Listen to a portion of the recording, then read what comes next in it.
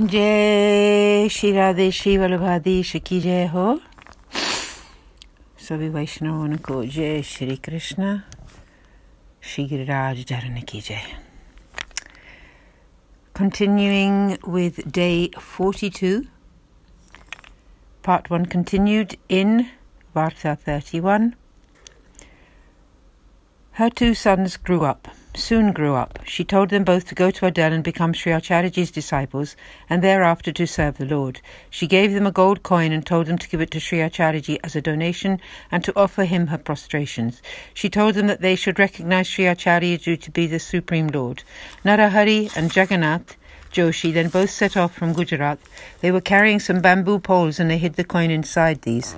They arrived in Adel and inquired of Sri Acharyaji's whereabouts. He had set off on his travels to Jagannath Puri. The two of them knew that if they returned home without being initiated, then their mother would be angry, and so they also decided to travel to Puri. They arrived there and inquired where Sri Acharyaji was staying. A Vaishnava told them where he was, and they proceeded there to have his sight. Sri Acharyaji immediately asked them how their mother was faring, which surprised them because they had not announced who they were. They realized that what the mother had told them about him being the Supreme Lord was true. The two of them replied that she was well by his grace. Sri Acharyaji asked them if they had gone to have the sight of Sri Jagannathji, and they said that they had not, for they had come straight to him. He instructed them to go to the Lord's temple. When they were inside, they saw the Lord and Sri Acharyaji were standing next to him. They thought that since they had just left him at his camp, he must have come there by some other road. They ran back and saw that Sri Acharyaji was still sitting there.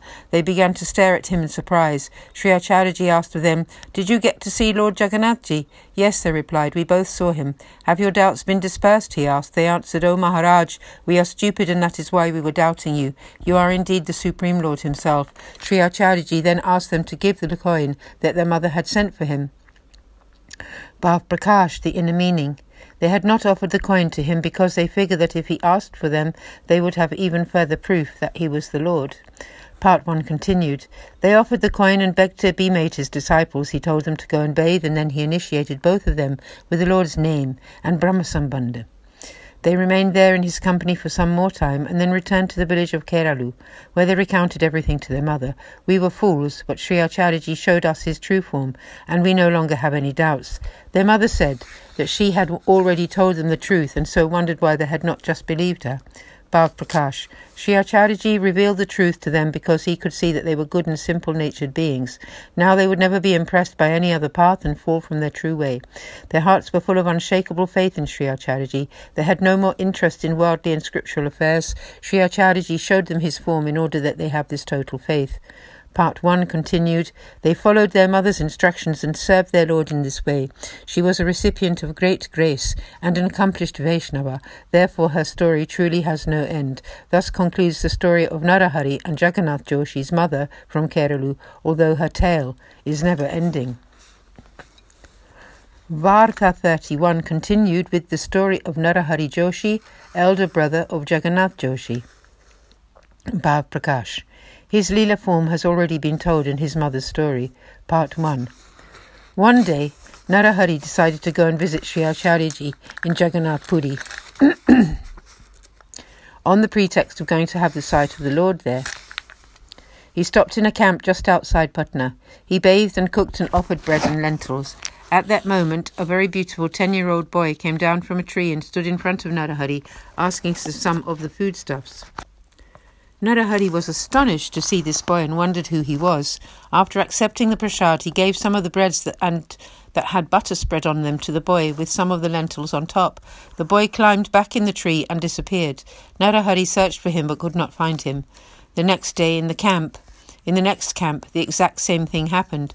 Narahari thought this must be a trick, so he refused to give the boy any. He gave half of the prasad to the cows and then ate his own portion. It was indeed Sri Thakurji who had assumed this form of a young boy. After Narahari's refusal, he climbed back into the tree and disappeared. But he reappeared in Jagannath Joshi's home and told him, "I asked for prasad from Narahari yesterday and today. Yesterday he gave me 2 rotis with dal, but today he refused me. I have come back again." Jagannath made a note in his calendar to ask Narahari all about this incident when he returned.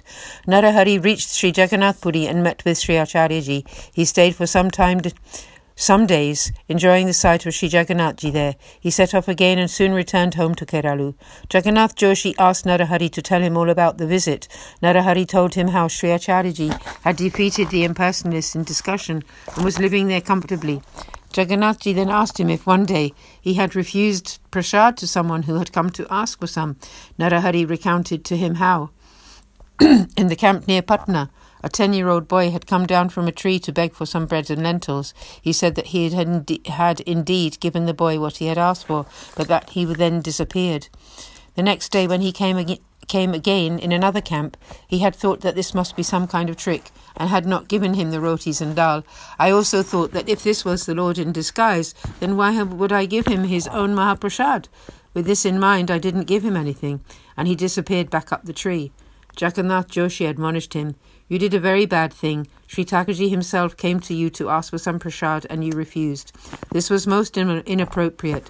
When we first went to Jagannath Puri to have the sight of Sri Acharyaji, at that time our mother had given us a coin for him and we had hidden it in a cane, thinking that if Sri Acharyaji was truly the Lord himself, then he would know this and ask for it. He did this, and we also saw him in Sri Jagannathji's temple whilst he was simultaneously at home. We had no more doubts after that. You are a disciple of Sri Acharyaji, and so such trickery could not come near us. Your doubt about this being a trick was very wrong. It is with the grace of Sri Acharyaji that our Sri Thakurji lives in our home and asks for things from us." Hearing this, Narahari's doubts were dispersed. Bhav Prakash. When Jagannath Joshi was initiated, he was immediately graced. His heart was always attached to Sri Thakurji. Narahari thought to himself very capable because he was the elder brother. Because of this ego, when Sri Thakurji came directly to him and asked for the rotis, he was not able to recognize him. The Lord spoke to Jagannathji, but not to Narahari. When Narahari came home from Puri after this incident, Jagannathji asked him why he had any doubts in his mind still. He told him off for not responding to Sri Thakurji's request. Hearing this, Narahari's pride was defeated, and he was humbled to realize that he had not recognized the Lord when he came to him. He also realized that his brother was a very blessed devotee. From then on, he had a humble attitude in his seva. After this, the Lord began to communicate with Narahari in the same way as he did with Jagannathji. A Vaishnava should always be humble and consider themselves a beginner in devotion, never regarding themselves as highly qualified. A Vaishnava should also regard all other Vaishnavas as superior to themselves. Only then will the Lord shower his grace.